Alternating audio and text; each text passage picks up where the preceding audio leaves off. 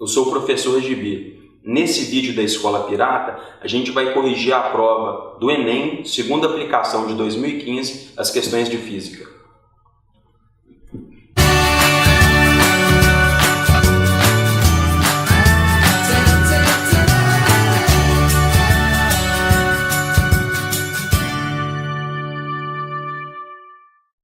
Então vamos ler a questão juntos. Em altos fornos siderúrgicos, as temperaturas acima de 600 graus Celsius são mensuradas por meio de pirômetros ópticos. Esses dispositivos apresentam a vantagem de medir a temperatura de um objeto aquecido sem necessidade de contato.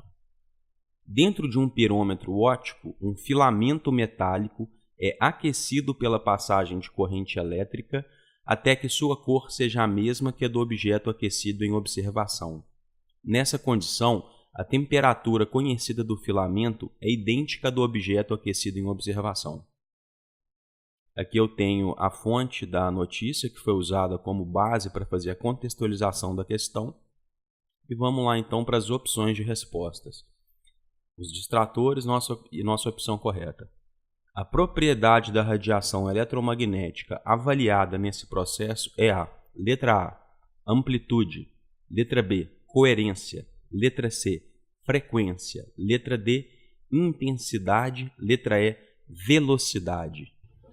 Se você não entendeu nada, se você não sabe o que é um pirômetro, se você não sabe o que é um alto forno, não entre em pânico. Não é culpa do seu professor. Não é possível o seu professor te dar todas as aplicações, te dar todos os exemplos onde a matéria pode ser usada, onde aquele conteúdo vai ter algum tipo de aplicação prática.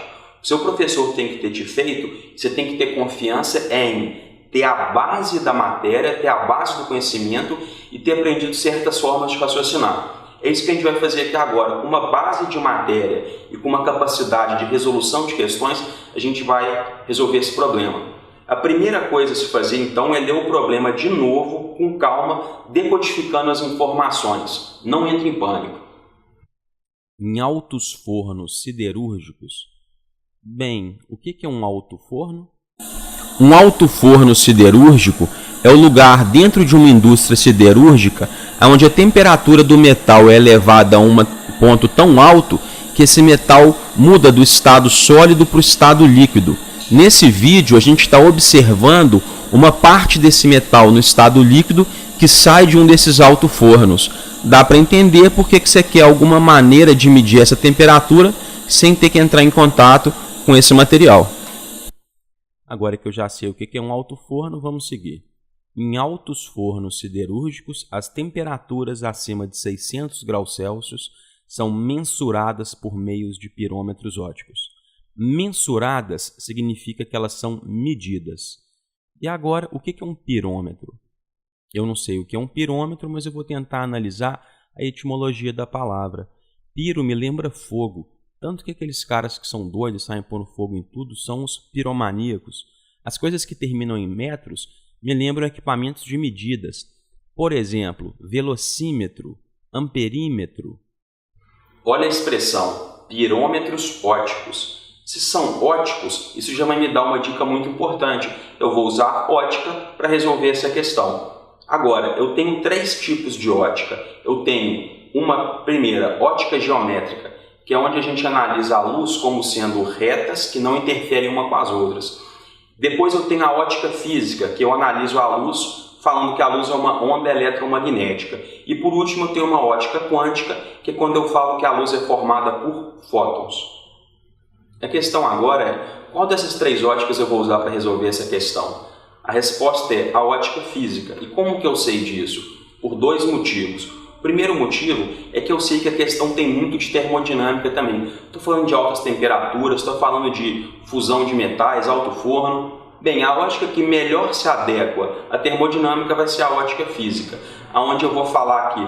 Uma molécula agitada, uma partícula agitada com carga elétrica, ao estar agitada, ao ter certa temperatura, vibra, gerando uma onda eletromagnética. Da mesma maneira que se eu pegasse uma corda e oscilasse a corda, eu ia fazer uma onda na corda, A ótica física, associada à termodinâmica, vai te falar que se você pega uma partícula que tem carga elétrica e oscila essa partícula vai gerar então uma onda no campo eletromagnético. Agora, qual que é a agitação dessa partícula? A temperatura dela. Quanto mais quente uma partícula está, mais rápido ela está agitada, maior frequência a onda vai ter. Se uma partícula tem baixa temperatura, quer dizer que o nível de agitação dela é pequeno, ela vai gerar uma onda de baixa frequência. A outra coisa que eu estou falando, que vai te dar uma pista de que a ótica que é usada, que é a ótica física, são as possibilidades de resposta. Vai lá, de letra A a letra E. Amplitude, frequência.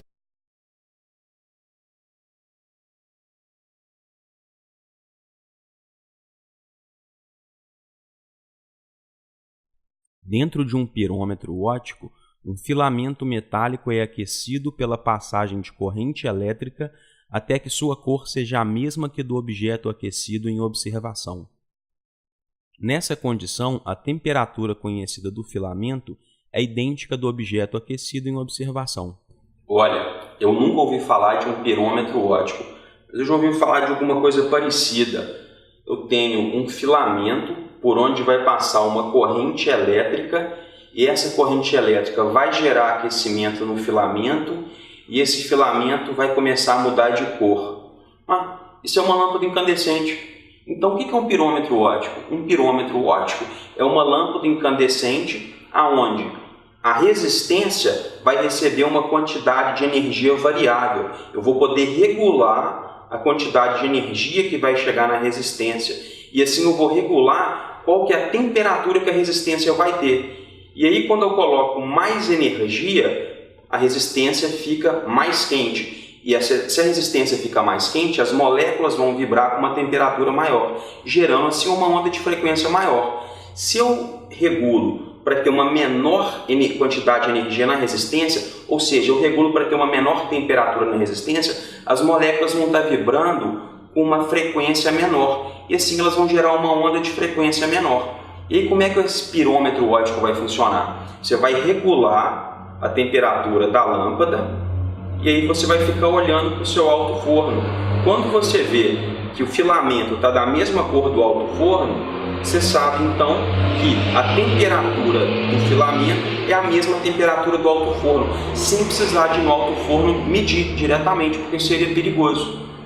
Essas lâmpadas, elas realmente atingem temperaturas muito altas. Uma lâmpada incandescente que tem um brilho amarelo, ela atinge 3000 Kelvin. Uma lâmpada incandescente que tem um brilho mais branco, ela vai atingir mais de 5000 Kelvin. Outros tipos de lâmpadas, como lâmpadas fluorescentes e lâmpadas LED, elas não atingem uma temperatura tão alta. Mas mesmo assim, na hora que você vai comprar, tem uma referência lá. Você vai comprar uma lâmpada de LED, ela nunca vai chegar a 3000 Kelvin ou a 6500 Kelvin. Mas para você saber o tipo de cor que aquela lâmpada vai ter quando você ligar ela vem escrito 3000 Kelvin, 6500 Kelvin, 5000 Kelvin. 3000 Kelvin vai ser uma luz mais amarelada, 5000 a 6000 Kelvin vai ser uma luz mais branca, porque ela vai ter mais componentes do azul dentro dela. A propriedade da radiação eletromagnética avaliada nesse processo é a amplitude, coerência, frequência, intensidade, velocidade. No modelo que a gente adota para a ótica física, onde a luz é uma onda eletromagnética, a amplitude está associada à intensidade do brilho. Uma lâmpada, por exemplo, de 40 watts ou 40 watts, ela vai ter uma intensidade ou amplitude menor do que uma onda de 100 watts ou 100 watts. Isso não tem nada a ver com cor nesse tipo de teoria, numa teoria onde eu estou falando de ótica física, luz. Coerência. Coerência é uma coisa que provavelmente você não estudou na escola, mas você não precisava conhecer coerência, o conceito de coerência para fazer a questão. Coerência é uma coisa que a gente estuda muito quando a gente vai falar de luz laser. Luz laser é uma luz que tem coerência. Coerência está associado basicamente a ondas ou feixes de luz que são paralelos e que eles têm a mesma frequência, e uma frequência bem definida. Uma variação de frequência muito pequena. Isso vai garantir que enquanto essas luzes andam, a diferença de fases de uma para outra é constante. Se elas têm essa constância, eu falo que essas luzes têm uma coerência. Letra C, frequência, resposta certa. No modelo de ótica física, a cor está associada à frequência da onda eletromagnética. Quando o filamento da lâmpada está numa temperatura baixa, isso quer dizer que as partículas que compõem aquele filamento estão vibrando com baixa frequência e gerando uma onda eletromagnética, portanto, de baixa frequência. A menor frequência que o meu olho consegue captar é o vermelho. Frequências menores que o vermelho eu não enxergo, porque são infravermelho. Se eu começar a aumentar a temperatura do meu filamento, da minha resistência, isso quer dizer que as partículas vão estar vibrando, vão estar agitadas com uma frequência maior. Então eu vou ter uma onda eletromagnética de maior frequência. E isso caracteriza uma mudança de cor.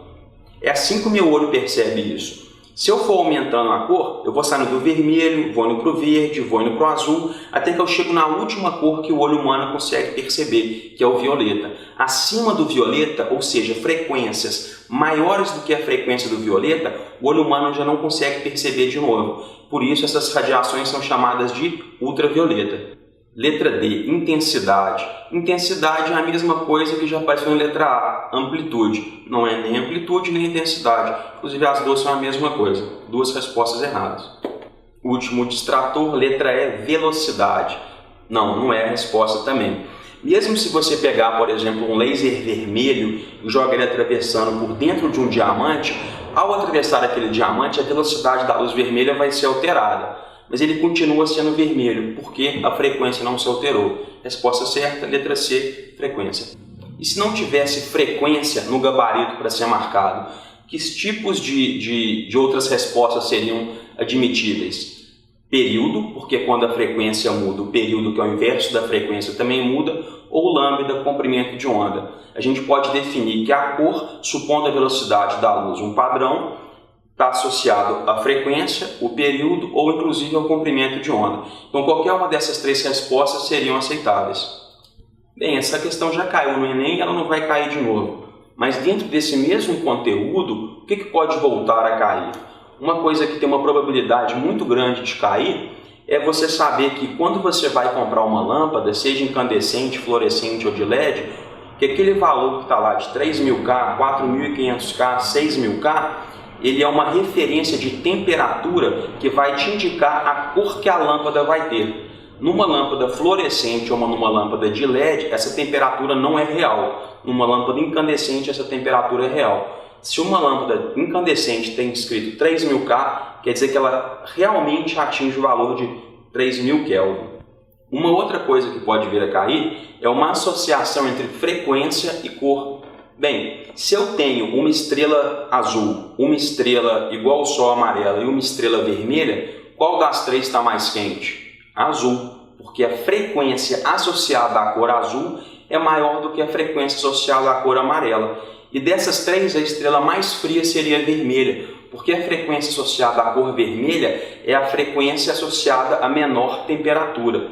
Da mesma maneira que se você olhar numa chama de um fogão, a parte onde a chama é mais intensa está lá no meio azulzinho. E quando você vai se afastando do ponto central da chama e a temperatura vai caindo, ela vai mudando a coloração dela de azul para o vermelho, onde a temperatura é menor.